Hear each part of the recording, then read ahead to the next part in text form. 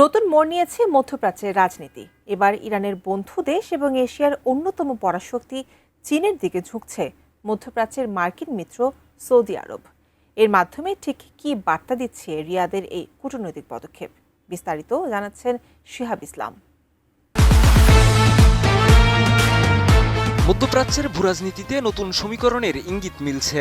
চলতি সপ্তাহে 2 দিনের সরকারি সফরে বেজিং যাচ্ছেন সৌদি আরবের পররাষ্ট্রমন্ত্রী প্রিন্স ফয়সাল বিন ফারহান। তবে এই সফর এমন এক সময়ে হচ্ছে যখন ইরান যুদ্ধ এবং হরমুজ প্রণালীতে অস্থিরতার কারণে সৌদি আরবের জ্বালানি রপ্তানি ও আঞ্চলিক নিরাপত্তা নতুন চাপের মুখে পড়েছে। চীনের পররাষ্ট্র মন্ত্রণালয় জানিয়েছে, পররাষ্ট্রমন্ত্রী ওয়াং ইয়ের আমন্ত্রণে মঙ্গলবার থেকে এই সফর শুরু হবে। যদিও সফরের পূর্ণাঙ্গ কর্মসূচি এখনও প্রকাশ করা হয়নি এবং সৌদি আরবও আনুষ্ঠানিকভাবে বিস্তারিত কিছু জানায়নি। তবে সময়টি কূটনৈতিকভাবে অত্যন্ত গুরুত্বপূর্ণ বলে মনে করছেন বিশ্লেষকরা। বিশ্লেষকদের মতে, এই সফরের অন্যতম লক্ষ্য হতে পারে মধ্যপ্রাচ্যে চীনের রাজনৈতিক ও অর্থনৈতিক প্রভাব আরও শক্তিশালী করা। উপসাগরীয় সহযোগিতা পরিষদের দেশগুলোর সঙ্গে মুক্ত বাণিজ্যের চুক্তি নিয়ে দীর্ঘদিন ধরেই কাজ করছে বেইজিং। এর আগে 2023 সালে চীনের মধ্যস্থতায় সৌদি আরব ও ইরানের মধ্যে ঐতিহাসিক পুনর্মিলন চুক্তি হয়েছিল। চলতি বছরের মার্চেও চীনের বিশেষ দূত জাইজুন যুদ্ধ পরিস্থিতি নিয়ে আলোচনা করতে রিয়াদ সফর করেন।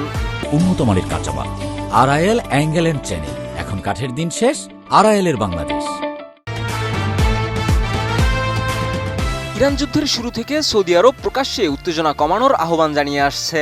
এই অবস্থান নিয়ে ওয়াশিংটনের সঙ্গে রিয়াদের নীতিগত দূরত্ব স্পষ্ট হয়েছে। নিউ ইয়র্ক টাইমসের তথ্য অনুযায়ী, হরমুজ প্রণালীতে বাণিজ্যিক জাহাজকে নিরাপত্তা দেওয়া মার্কিন নৌ অভিযান প্রজেক্ট ফ্রিডমকে নিজেদের ঘাঁটি ও আকাশসীমা ব্যবহারের অনুমতি দেয়নি সৌদি আরব। একই সময়ে ফরাসি বার্তা সংস্থা এএফপি জানিয়েছে, উপসাগরীয় দেশগুলোর সঙ্গে ইরানের একটি পুনর্মিলন বৈঠকের আয়োজনেরও উদ্যোগ নিয়েছে সৌদি রাজপরিবার।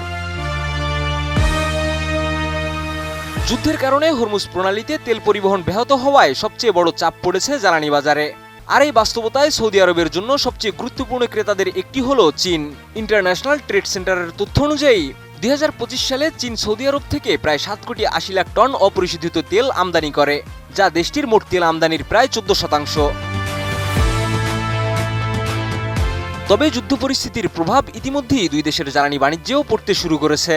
রয়টার্সের তথ্য অনুযায়ী, যুদ্ধের আগে প্রতি মাসে সৌদি আরামকো থেকে চীন 4 থেকে 5 কোটি ব্যারেল তেল আমদানি করলেও আগামী জুলাইয়ে তার রেকর্ড কমে প্রায় 1 কোটি 20 লাখ ব্যারেলে নেমে আসতে পারে। মে ও জুন মাসেও ধারাবাহিকভাবে এই আমদানির পরিমাণ কমেছে।